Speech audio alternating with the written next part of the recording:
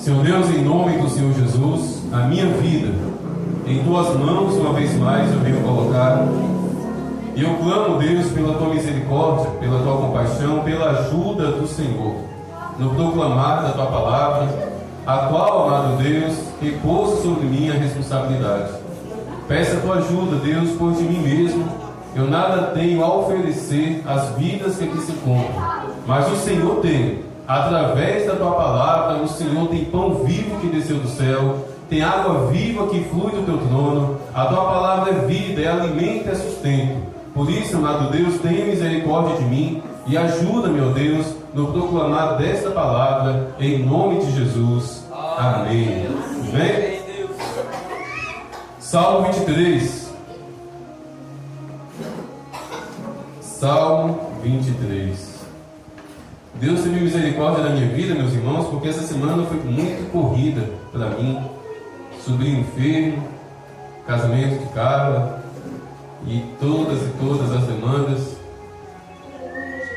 Ontem, antes do casamento, um pouco tempo assim que eu tive de descanso, eu sentei no banco, sentei lá no banco de madeira para relaxar um pouquinho a alma, o espírito.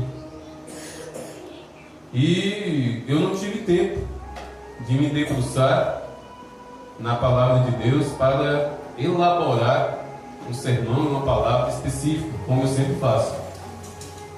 Mas Deus não desampara os seus. Deus não desampara os seus. E Deus me deu um versículo.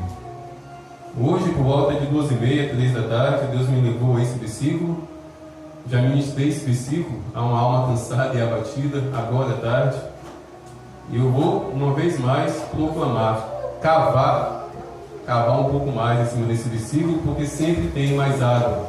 Sempre tem mais água. A palavra de Deus é uma fonte inesgotável. E a palavra se encontra no Salmo 23. Salmo 23, versículo 4. Assim o salmista Davi, sabendo do que estava dizendo. Davi aqui não está jogando conversa fora, Davi não está falando nada por acaso. Quando Davi escreveu o Salmo 23, e especificamente o versículo 4, Davi estava ciente do que estava falando. E assim ele disse: ainda que eu ande pelo vale da sombra e da morte, não temerei mal nenhum, porque tu estás comigo. Amém? Ainda que eu ande pelo vale da sombra e da morte, não temerei mal nenhum, porque tu estás comigo. Meus irmãos, grandes revelações têm esse único versículo, mas eu preciso começar por uma revelação assombrosa. Existe um vale da sombra e da morte. Existe um lugar tenebroso. Existe um tempo tenebroso. Existem momentos na nossa vida que se assemelha a um vale de sombra e de morte. Meus irmãos, falando assim, nós não temos noção do que é um vale de sombra, do que é um vale de morte. Mas eu vou tentar explicar para vocês. Um vale de sombra e de morte é um lugar onde, em determinado momento do dia, falando da geografia, falando de um local físico, falando especificamente de Israel, Davi era um soldado. Um vale é um lugar onde tem uma rocha de um lado, uma rocha de outro, e o pouco plano que tem ali está entre essas duas rochas, entre esses dois paredões. Tem aquelas depressões de um lado, depressões do outro, mas no meio, aquele vale. De modo que em determinado momento do dia, antes do sol se pôr, já começa a bater sombras naquele lugar. E era muito comum, na verdade, uma estratégia militar, soldados inimigos ficarem escondidos ali, na parte de cima do vale. Na parte de cima, a margem esquerda e a margem direita, era uma estratégia militar, soldados inimigos ficarem ali às espreitas. De modo que quem passasse por aquele vale, em determinado momento do dia, ou já tarde da noite, passava com o coração apertado, pois a qualquer momento uma flecha poderia ser atirada, uma lança poderia ser disparada, ou soldados de repente poderiam descer morro abaixo para tirar a vida daquela pessoa. Por isso eu disse que Davi sabia do que estava falando. Davi enfrentou tudo isso. Davi passou por esses vales, não somente no sentido militar, como também dentro da sua casa, no convívio da sua família. Davi foi um homem que teve conhecimento do que é o vale da sombra da morte. E meus irmãos, acredite, nós iremos passar pelo vale da sombra da morte. Você irá passar. Em algum momento da nossa vida, em algum momento da nossa caminhada e da caminhada cristã. É muito importante esclarecer isso. Em algum momento da nossa caminhada cristã, você está sendo sincero, você está sendo verdadeiro, você está buscando a presença de Deus, você está orando, você está clamando, você está se preparando para ir para o céu. Mas no meio desse processo, no meio dessa sua dedicação ao Senhor, vale de sombra e de morte vai surgir a qualquer momento. E sim, vai surgir, e não somente uma vez, muitas vezes, até porque, convenhamos, o mundo em si já é um vale de sombra e da morte. O mundo em si já é um lugar que jaz no maligno. A palavra jaz significa apodrecer. Então, quando a Bíblia diz que esse mundo jaz no maligno, a revelação é: este mundo está apodrecendo no diabo. Então nós, meus irmãos, nós já estamos no vale da sombra e da morte. A igreja já está no vale da sombra e da morte. Nós, cristãos, servos de Deus, nós já estamos no vale da sombra e da morte. Pelo mundo ser o que ele já é, pelo fato do mundo ser o que o mundo já é. Mas existem situações, meus irmãos, em que esse vale se torna mais evidente. Existem situações em que, de fato, esse vale da sombra e da morte é entronizado dentro da nossa casa, é entronizado ali dentro do nosso lar. Não é mais um problema externo, não é mais um conflito externo, não é mais o mundo, não é mais a cidade, não é mais um bairro violento. É dentro da sua casa que se estabelece um vale da sombra e da morte, com a permissão de Deus. Muito importante dizer isso. E nesses lugares, nesses ambientes de vale de sombra da morte, se você não tiver algo no teu coração, você está mais ou menos enrolado. Davi teve, meus irmãos. Davi teve algo no coração. E o que Davi teve foi o que ele declarou: não temerei mal nenhum, porque tu, Senhor, estás comigo. Meus irmãos, no vale da sombra e da morte, se você olhar para a sua vida e você não enxergar a presença de Deus, você já está morto há muito tempo. Se no vale da sombra e da morte você não enxergar a presença de Deus na sua vida, há muito tempo a sua alma e o seu espírito já estão nas sombras. Se no vale da sombra e da morte você olhar para o seu ser e não encontrar, meus irmãos, a presença de Deus ali estabelecida no seu viver, acredite, você já está com o pé pronto para tropeçar. E triste, meus irmãos, é nesse momento, triste em um momento de luta, triste em um momento de tribulação, você não poder abrir a boca para dizer: Deus está comigo. Porque, meus irmãos, se nós abrirmos a boca para dizer que Deus está conosco, é melhor ter certeza disso. Nunca abra sua boca para em vão dizer: Deus está comigo, o Senhor está comigo. Quer ver uma frase perigosa? Deus conhece o meu coração. Sabe por que é perigosa? Porque muitas vezes as pessoas falam isso para justificar um erro. A pessoa está no erro, a pessoa está no pecado, mas Deus conhece meu coração. Temos que ter medo disso. Deus de fato conhece o nosso coração, e isso deveria ser para nos assombrar. O nosso coração está escancarado diante dos olhos de Deus. Deus conhece o nosso coração, não é justificativa para o nosso erro, mas tem que ser uma motivação para nos arrependermos. Mas muitas vezes em vão: Deus está comigo, o Senhor está comigo. Em nome de Jesus vai dar certo. Vai dar certo o quê? Se você não tiver com sua vida entronizada em Deus, se a sua vida não estiver alinhada ao coração do Pai, se você não estiver vivendo uma vida sincera na presença do Senhor, de nada vai adiantar você abrir a sua boca e dizer: o Senhor está comigo nessa luta, em nome de Jesus eu vou vencer. Se o seu coração, se a sua alma, se o seu espírito não estiver entronizado na presença do Senhor, meus irmãos, de nada adiantará. Será apenas vento saindo da sua boca e Satanás rindo da sua cara, porque você está proclamando o nome do Senhor em vão, sem nenhuma verdade. E no vale da sombra e da morte você entra para morrer, para ser esmiuçado, para ser totalmente destruído. Mas não é esse, meus irmãos, o desejo do coração do Senhor. E é muito importante, meus irmãos, irmos para o versículo 1 do Salmo 23.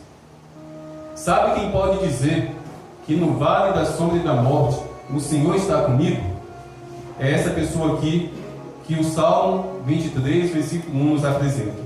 É aquela pessoa que diz: o Senhor é o meu pastor. Se o Senhor, meus irmãos, for o nosso pastor, sim, no vale e da sombra e da morte, Ele estará conosco. Se o Senhor for o nosso pastor nas lutas, nas tribulações, nas dificuldades, Ele estará conosco. Se o Senhor for o nosso pastor no dia mau, Ele estará conosco. Se o Senhor for o nosso pastor, Ele não nos abandonará, Ele não nos deixará, mas a mão dele estará sempre estendida para nos socorrer, se o Senhor for o nosso pastor. Mas aqui que está a grande dificuldade. O ser humano miserável que muitas vezes nós somos, que não permitimos com que Deus seja o nosso pastor. Queremos que Deus seja o nosso abençoador. Queremos que Deus seja o abridor de porta. Tem gente que pensa que Deus é só porteiro. Deus vai me abrir uma porta. Deus vai me abrir uma porta disso, uma porta daquilo, como se Deus fosse porteiro. Tem gente que quer um Deus porteiro.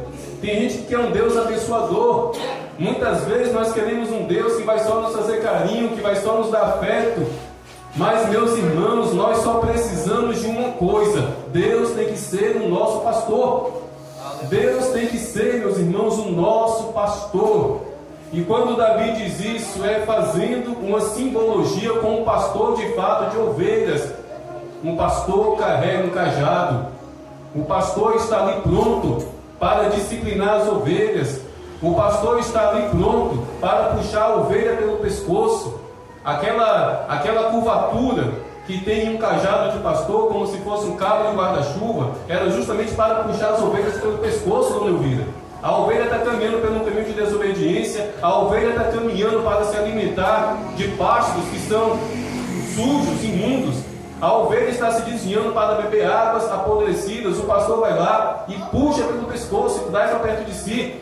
Dói, é claro que dói, mas é melhor doer do que morrer.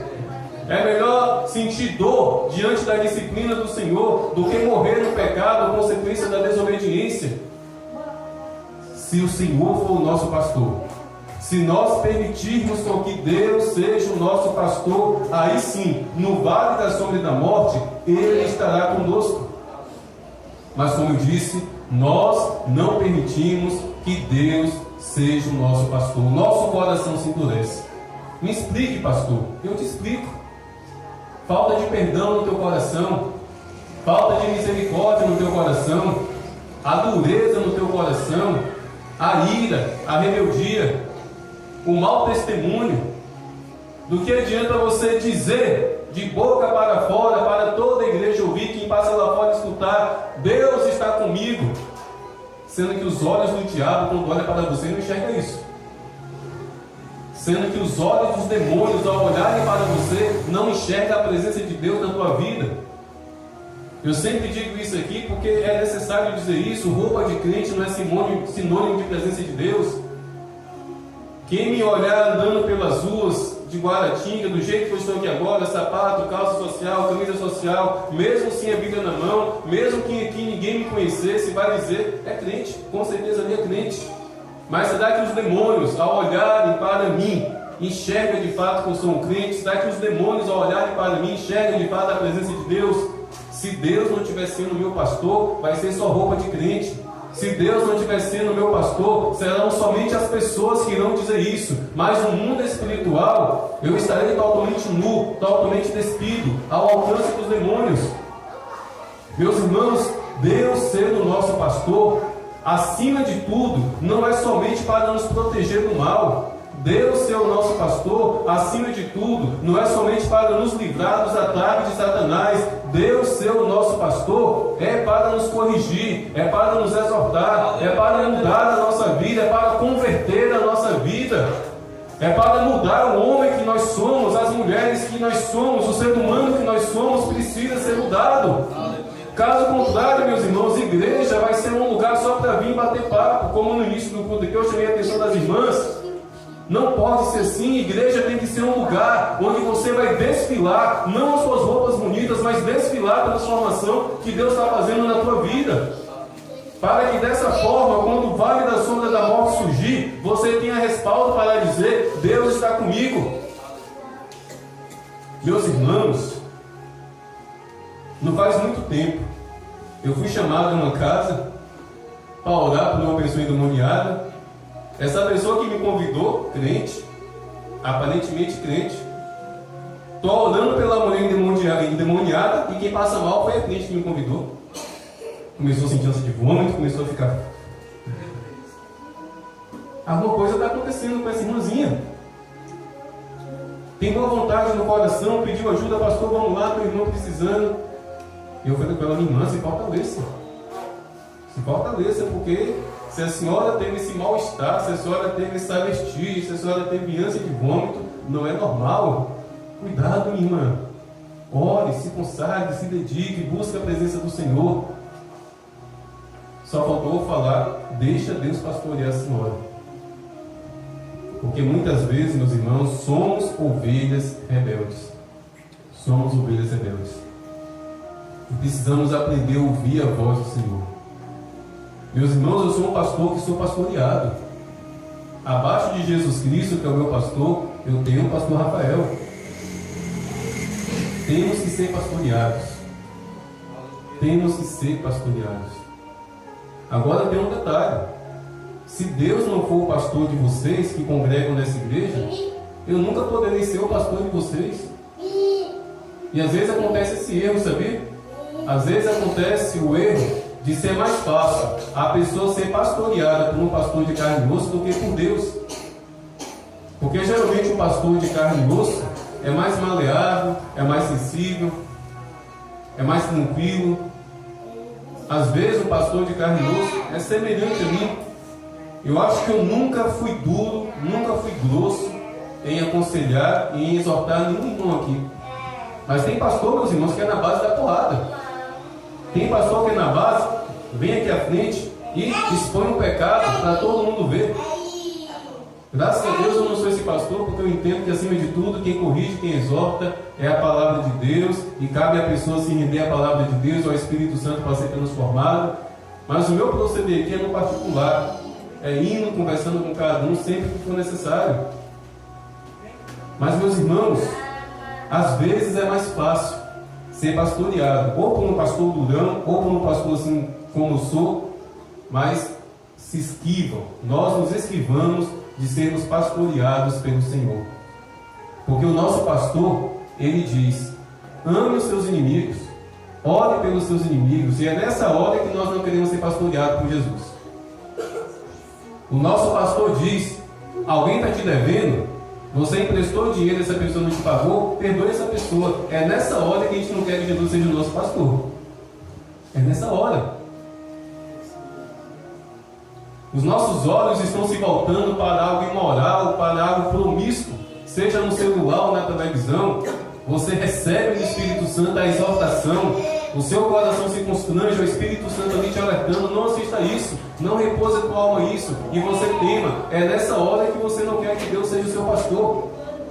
Aí o vale da sombra da morte surge, você começa a perecer, você começa a padecer, e ainda se queixa: mas Deus, cadê o Senhor? E Deus responde: eu sempre estive aqui querendo ser o seu pastor, mas você não me obedecia. Você não se rendeu a mim, você não abriu seu coração totalmente a mim para que eu transformasse a tua vida.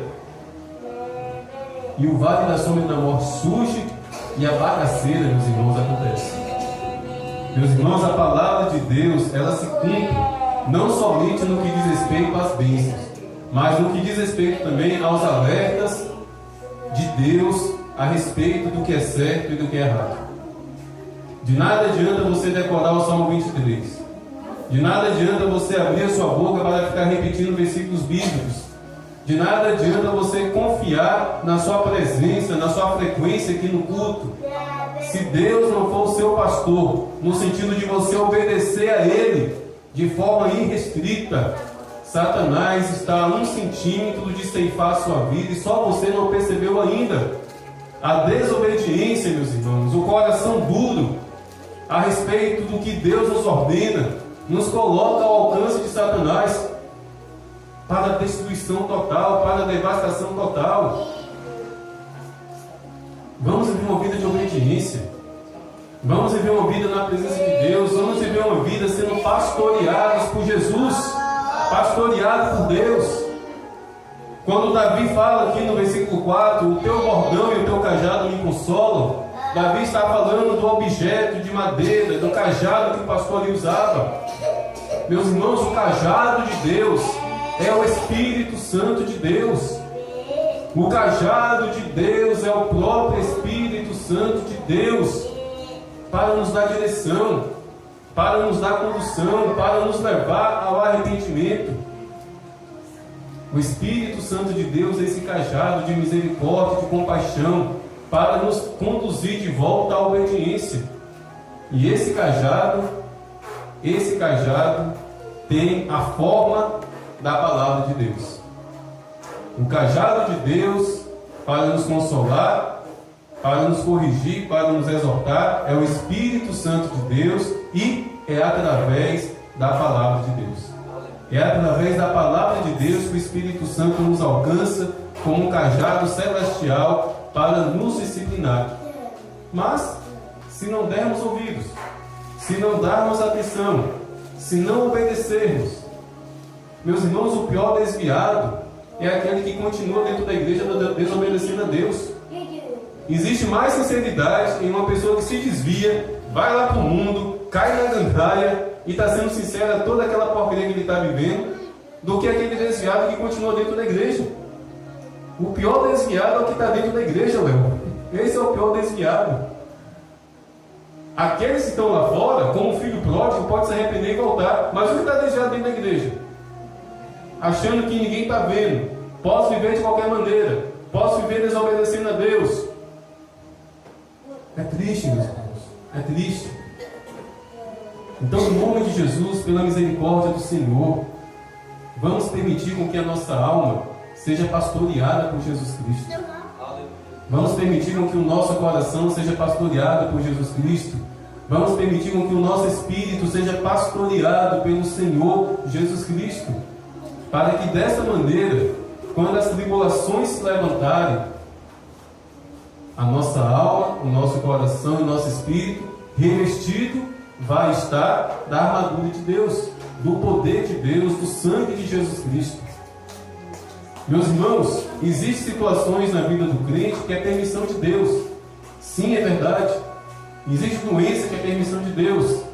Existe tribulação familiar que é permissão de Deus. Existem coisas ruins que acontecem na vida do cristão que é permissão de Deus, sim. Mas muitas coisas, meus irmãos, não é permissão de Deus, é consequência de pecado, é consequência de desobediência, é consequência de uma vida em desagrado à palavra de Deus, é consequência de uma vida cujo coração está duro ao Espírito Santo, e não tem para onde correr, não tem como fugir da palavra de Deus. Aquilo que você plantar, você vai colher. Aquilo que eu plantar, eu vou colher. Eu passei toda a minha adolescência, até os meus 27 anos, plantando coisa ruim, semeando coisas ruins. Recebi Jesus como Salvador, me converti, abandonei os maus caminhos. Mas eu tive que colher, meus irmãos. Eu tive que colher tudo que eu plantei. Tudo que eu plantei de ruim. Depois que eu me converti, Deus não teve misericórdia de mim nesse sentido, não. Tudo que eu plantei de ruim, eu tive que colher. Toda a desobediência, toda a rebeldia, tudo aquilo de ruim que eu pratiquei contra todos, contra a minha própria vida e contra a minha família, eu tive que colher. E ainda hoje, meus irmãos, eu colho. Porque de vez em quando vem uma tristeza no meu coração, por uma atitude, por um comportamento, por uma decisão errada que eu tomei. E fica naquela tristeza, se eu pudesse voltar no tempo. Eu não sei se somente eu de vez em quando faço essa reflexão, mas de vez em quando, meus irmãos, eu coloco a cabeça no travesseiro, geralmente eu puxo para dormir, e eu fico pensando, sabe, nas coisas erradas que eu fiz, nas atitudes erradas que eu tomei, nas decisões erradas que eu tomei, e tudo de ruim que eu pratiquei. E eu fico naquela reflexão, Deus, se eu pudesse voltar no tempo para fazer diferente. Ou seja, eu estou colhendo, é um remorso que é aqui no meu coração, é uma tristeza que é aqui no meu coração. E não pode voltar no tempo, meus irmãos. Nós não podemos voltar no tempo. Mas nós podemos, a partir de hoje, nós podemos, a partir de agora, nós podemos, a partir desse exato momento, em especial, ao ouvir essa palavra, vamos permitir com que o Senhor seja o nosso pastor. Vamos permitir com que Deus tome o controle da nossa vida. Meus irmãos, pense em algo que muitas pessoas pecam e às vezes nem percebem. Todo aquele que é cristão, todo aquele que foi batizado nas águas, fez a seguinte oração: Senhor Jesus, eu te recebo como meu único e suficiente Salvador, escreve meu nome no livro da vida. Ou seja, a pessoa está fazendo uma aliança com Jesus, a pessoa está entregando a vida a Jesus. Mas que entrega é essa? Que entrega é essa que o tempo passa e você passa a viver de qualquer maneira? Que vida entrega ao Senhor Jesus é essa? Que o tempo passa e você é apenas uma pessoa dentro da igreja, você é apenas uma pessoa conhecida como crente ou como uma crente. Mas cadê o testemunho? Cadê a transformação? Cadê a obediência? Dias atrás eu disse isso aqui e volto a dizer: triste é o crente que os vizinhos escutam barbaridades. Triste é o homem ou a mulher de Deus cuja vida não está transformada, rendida ao Espírito Santo totalmente, que de repente, de dentro da sua casa, o vizinho escuta aquele crente ou aquela crente falar um palavrão. Misericórdia! É terrível, meus irmãos. Pode não matar, pode não roubar, mas se ali ao seu redor, se ali no ambiente da sua vizinhança, se a começar de dentro da tua casa, se nós não darmos testemunhos, meus irmãos, que miseráveis nós somos. E a cada dia que passa, a igreja está pouco se lixando para testemunho. A cada dia que passa, os crentes não estão nem aí. O que importa é cantar bem, o que importa é pregar bem, o que importa é vir bem vestido para a igreja, o que importa é ter um status ali de quem é cristão, de quem é evangélico. O que importa é ser conhecido como isso, como aquilo dentro da igreja. Eu quero ser pastor, eu quero ser diácono, mas santo ninguém quer ser. Obediente ninguém quer ser, ovelha ninguém quer ser. É triste. É terrível, meus irmãos. Porque o inferno está com os portões abertos. O fogo que nunca se apaga já está queimando. E é lamentável termos que constatar isso. É necessário dizer isso, meus irmãos. Se não perseverarmos em fé, e se não vivermos uma vida em obediência à palavra de Deus, o nosso destino não será o céu. O nosso destino não será a morada celestial. A nossa esperança será totalmente destruída se nós não andarmos em obediência ao nosso pastor Jesus. Meus irmãos, a Bíblia não brinca. Na verdade, Jesus não brinca, foi o próprio Jesus que disse isso. Imagine a cena, meus irmãos. Imagine a cena. Nesse exato momento, o céu se abrir, Jesus, assentado no trono branco, surgir e ele começar a julgar. Imagine toda essa multidão que está aqui agora, nesse exato momento, se colocar diante do Senhor. E ele começar a chamar um por um, a começar do pastor Nido. E ele me chama, me coloco diante dele, e ele abre a boca para dizer, ele vai me chamar pelo nome, Sivanildo Vieira Ramos, esse é meu nome. Apartai-vos de mim, eu não te conheço. O quê? Mas Jesus, ainda agora eu estava pregando lá na igreja. Jesus, não faz nem 5 minutos que eu estava com a Bíblia aberta pregando a tua palavra. O Senhor está falando que é para eu me afastar do Senhor, porque o Senhor não me conhece. Vai acontecer, meus irmãos. Talvez os irmãos e as irmãs que vierem aqui à frente, mas Jesus, eu acabei de receber a oportunidade, é isso mesmo, eu não vou entrar na morada celestial. Sim, você não vai entrar, eu nunca te conheci.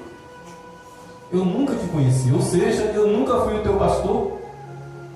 Certa vez Jesus Cristo disse, as minhas ovelhas conhecem a minha voz. Ouvem a minha voz, me conhecem e me obedecem. É nesse sentido.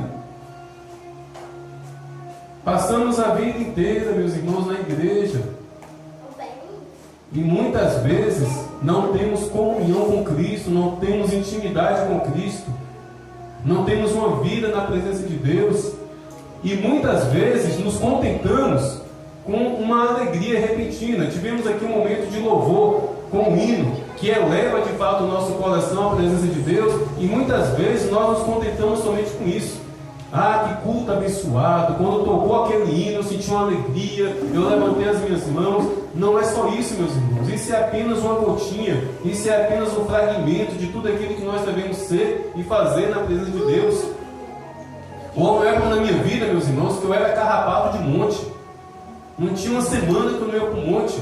Todo sábado à noite eu estava no monte. E pense um homem que já viu coisas maravilhosas no monte.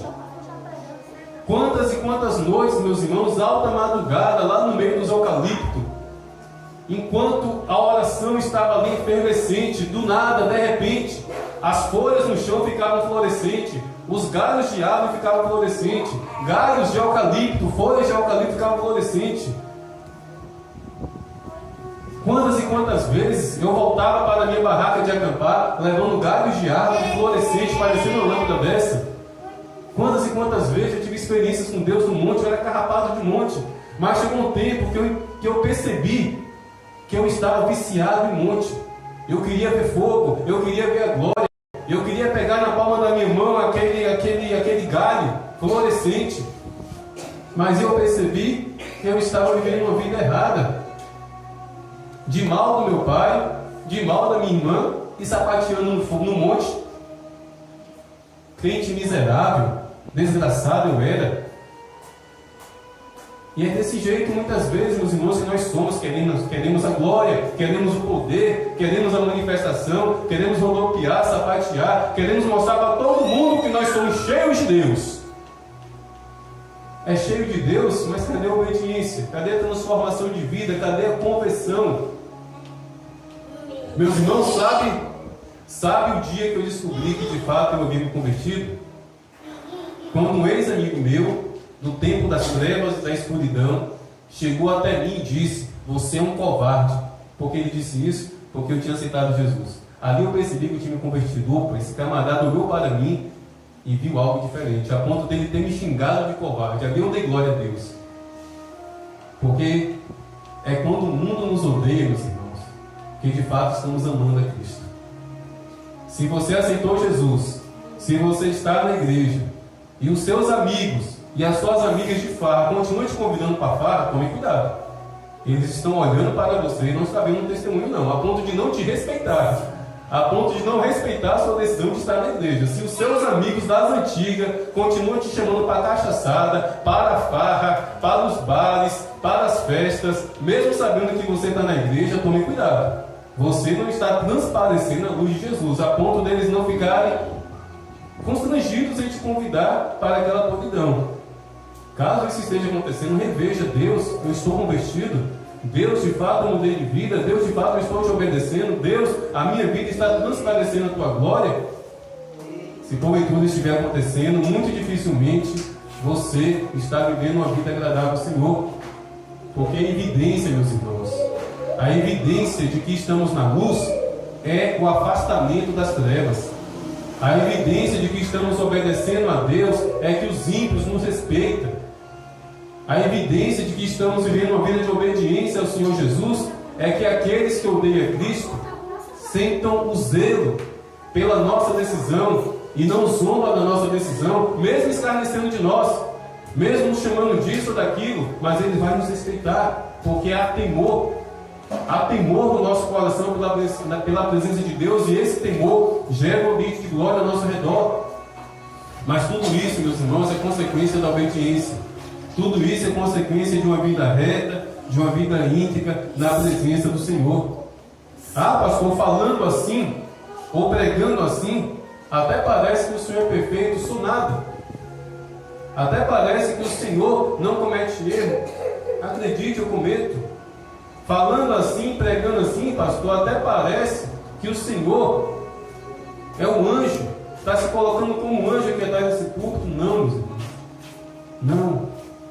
Eu estou aqui para ouvir. Eu estou aqui para ser exortado. Eu estou aqui para ser corrigido. Eu sei, meus irmãos, em quais áreas da minha vida eu preciso mudar. Eu sei em quais áreas da minha vida eu preciso me submeter ao pastoreio de Jesus. Ainda hoje, 16 anos de vida cristã, quase 5 anos como pastor, ainda hoje há na minha vida áreas que não foram submetidas ao pastoreio de Jesus. E cada um de vocês aqui tem. Cada um de nós temos áreas na nossa vida, no nosso ser, que não estão submissas à palavra de Deus, que estão rebeldes à palavra de Deus. Aqui eu nunca estabeleci como doutrina, os irmãos sabem disso. Não é que eu sou inimigo de doutrina, não é que eu sou inimigo de costume, mas do que adianta? Do que adianta uma igreja ter doutrina, uma igreja ter costume, e por causa do pastor, a pessoa obedecer a doutrina, obedecer o costume, mas nunca obedecer a palavra de Deus? Então eu não estabeleço como doutrina, mas se tem uma coisa que de tempo em tempo eu bato aqui, é a respeito do que vocês assistem na televisão. E eu falo vocês porque a minha esposa é testemunha. Eu não assisto baboseira lá em casa. Por isso eu posso falar a vocês com o respaldo da minha esposa, porque se eu estiver mentindo, o Espírito Santo toma ela agora para me desmentir. Mas, meus irmãos, é triste. É triste quando eu entro na casa de uma pessoa crente que está assistindo novela. Ah, pastor, mas novela é legal, novela é bonitinho, tem uma história bonitinha, tem romance, mas toda novela tem prostituição, toda novela tem promiscuidade, toda novela tem imoralidade, toda novela é um vômito de tudo que não presta. Tem um romancezinho aqui por lá, tem uma pessoa sofredora que está batalhando, sim, tem várias histórias, mas basta, meus irmãos, uma mosca em um frasco de perfume para corromper todo aquele perfume. E muitas vezes é isso que a novela é. É um tema legal, é uma história legal, é um enredo legal, mas dentro daquele enredo tem um monte de porcaria.